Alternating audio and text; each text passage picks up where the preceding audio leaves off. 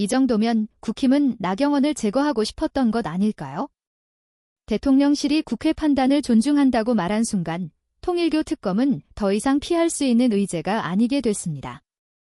민주당도 여야 정치인 누구도 예외 없이라고 못 박았습니다. 이 장면이 갖는 의미는 단순합니다. 통일교 특검을 누가 먼저 꺼냈느냐가 아니라 누가 끝까지 버틸 수 있느냐의 싸움으로 판이 바뀌었습니다. 정치권이 흔히 쓰는 프레임도 여기서는 잘 안 통합니다.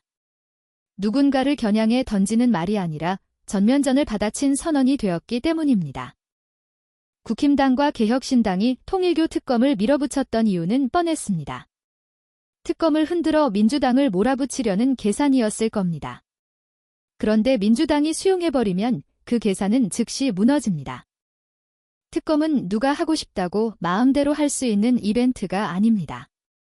추천 방식부터 수사 범위까지 결국 국회와 제도 안에서 정해집니다. 더구나 민주당이 모두 포함을 공식 문장으로 박아버리면 상대만 겨냥이라는 구도가 깨집니다. 이 지점에서 국힘당과 개혁신당이 가장 당황할 수밖에 없는 이유가 나옵니다. 특검이 시작되는 순간 질문은 민주당 쪽으로만 가지 않습니다. 오히려 그 반대가 됩니다. 지금까지 드러난 이름과 자료가 어느 쪽을 더 자주 불러왔는지가 다시 계산되기 때문입니다. 이재명 대통령이 특정 종교단체와 정치인의 불법적 연루 의혹을 엄정하게 수사하라고 지시했다는 대목도 같은 맥락입니다. 이 표현은 사실상 조건을 달지 않은 선언에 가깝습니다. 지위, 고하를 가리지 않겠다는 말은 수사 범위를 좁히지 않겠다는 말입니다. 대통령실이 국회 판단을 존중한다고 말한 것도 그 지시의 연장선으로 읽힙니다. 대통령실이 뒤로 빠지는 척하며 미적거리면 말은 세게 하고 실제는 피한다는 비난을 감수해야 합니다. 그런데 이번에는 그 길을 택하지 않았습니다. 그 한마디가 국힘당의 계산표를 찢어버렸습니다. 여기서 핵심은 나경원입니다. 왜 하필 나경원이냐고요? 지금까지 공개된 흐름이 그렇습니다. 전재수 더불어민주당 의원 이름이 나왔을 때 전재수 더불어민주당 의원 쪽은 최소한의 태도를 취했습니다. 금품 수수는 절대 받은 적 없다라고 말했고 자료를 종합해 정리해서 발표하겠다고 했습니다. 수사협조의 태도라는 뜻입니다. 반대로 나경원은 다릅니다.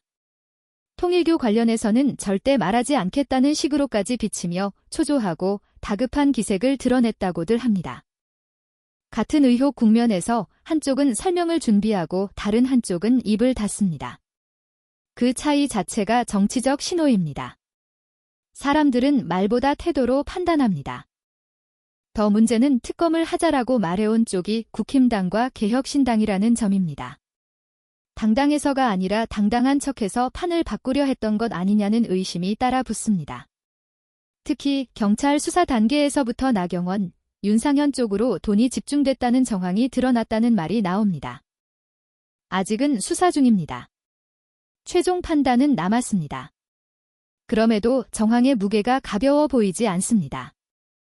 특검이 아니라 경찰 수사 수준에서 그 정도라면 사람들은 자연스럽게 다음을 떠올립니다. 실제로 어디까지 갔느냐는 질문입니다.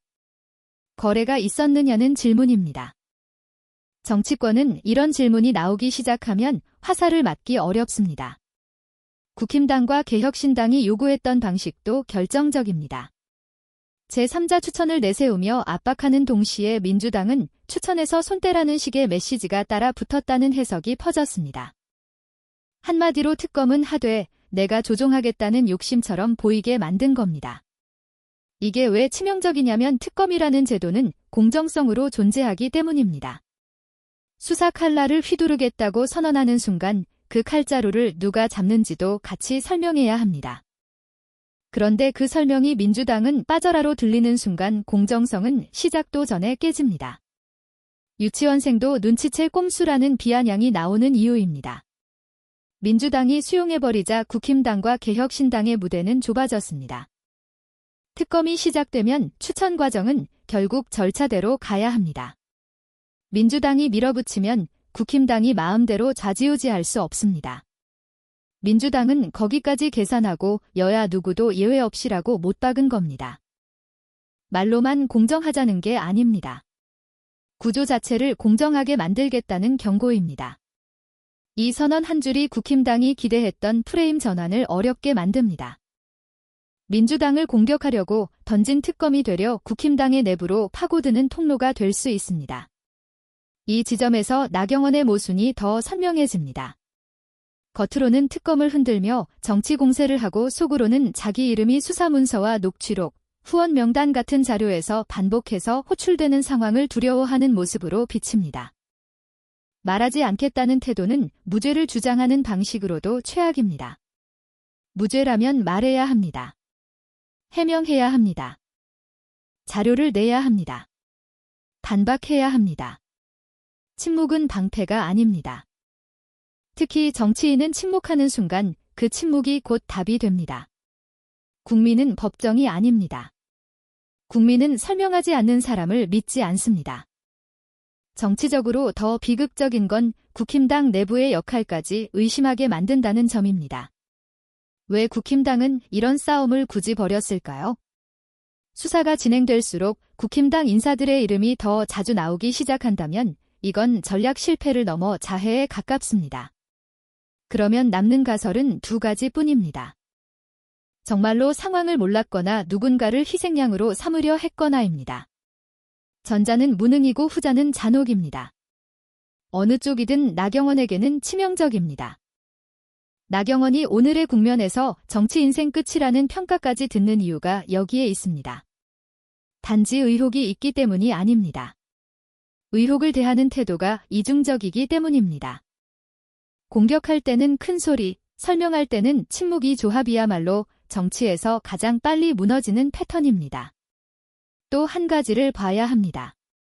민주당이 통일교 특검을 수용하면서 동시에 2차 종합특검도 추진하겠다고 했습니다. 이건 통일교 특검만으로 끝내지 않겠다는 뜻입니다. 성역 없이라는 말이 여기서 힘을 얻습니다. 국힘당과 개혁신당이 기대하던 것은 통일교 특검 하나로 판을 흔드는 것이었을 겁니다. 그런데 민주당은 수사 의제를 더 넓혔습니다. 그러면 국힘당은 선택지가 줄어듭니다. 통일교 특검을 걸고 넘어져도 다른 특검이 따라 붙습니다.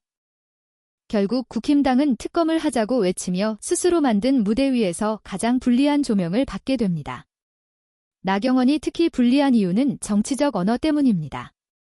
정치권에서 누구나 의혹을 받으면 억울하다고 말합니다. 여기까지는 비슷합니다. 그러나 어떤 사람은 억울함을 설명으로 바꿉니다. 어떤 사람은 억울함을 공격으로 바꿉니다. 공격은 상대를 향해 나갑니다. 설명은 사실을 향해 나갑니다. 설명은 자료를 부릅니다. 공격은 소문을 부릅니다. 지금 나경원에게 붙는 평가는 설명이 아니라 공격과 회피의 조합으로 보인다는 데서 시작합니다. 그러니 신뢰가 깎입니다. 신뢰가 무너지면 의혹은 사실 여부와 별개로 정치 생명을 흔듭니다. 그게 정치의 현실입니다. 더 우스운 장면은 따로 있습니다. 국힘당이 특검을 흔드는 방식이 민주당도 포함 같은 말로 포장됐다는 점입니다. 말로는 공정, 실제로는 주도권, 말로는 성역 없음, 실제로는 특정 방향 그런 모순이 반복되면 결국 국민은 이렇게 결론 냅니다. 특검을 원한 게 아니라 특검을 이용하려 한 거라고요. 통일교 특검이 시작되면 그 결론은 더 강화될 가능성이 큽니다. 왜냐하면 수사는 감정이 아니라 자료로 굴러가기 때문입니다. 그 자료 속에서 이름이 계속 호출되는 사람이 정작 말은 가장 적게 하는 모습이라면 의혹은 더 짙어집니다. 정치권이 정말 통일교 의혹을 끝내고 싶다면 정답은 간단합니다. 말장난을 멈추고 수사에 협조하면 됩니다. 누구든 예외 없이 자료를 내고 접촉 경위를 설명하고 후원과 로비 의혹이 얽힌 부분을 해명하면 됩니다. 이건 민주당이든 국힘당이든 똑같이 적용됩니다. 다만 지금은 출발선이 다릅니다. 전재수 더불어민주당 의원은 적어도 해명하겠다는 방향을 내놨습니다. 나경원은 말하지 않겠다는 기색으로 읽힙니다. 여기서 국민은 이미 판단을 시작합니다. 그리고 그 판단은 잔인합니다. 이제 국힘당이 해야 할 일도 분명합니다. 나경원의 이중성은 결국 여기로 수렴합니다. 특검을 요구할 때의 당당함과 자신의 이름이 거론될 때의 침묵 사이의 간격입니다. 그 간격이 커질수록 사람들은 한쪽을 거짓으로 봅니다. 정치인은 말을 잘하면 살아남는 게 아닙니다. 말과 행동이 맞아야 살아남습니다. 나경원이 지금 해야 할 일은 공격이 아닙니다. 설명입니다. 자료 앞에서 말하는 겁니다. 그걸 못하면 통일교 특검은 나경원에게 단순한 수사가 아니라 정치적 종결선이 될 수 있습니다. 그리고 그 종결선은 국힘당이 스스로 끌어온 것이라는 사실이 가장 우수한 결말로 남게 될 겁니다. 오늘 내용은 여기까지입니다. 유익하셨다면 구독과 좋아요로 영상 제작에 힘을 주시기 바랍니다. 국민을 위한 정치 논평, 정치보감은 최선을 다하겠습니다.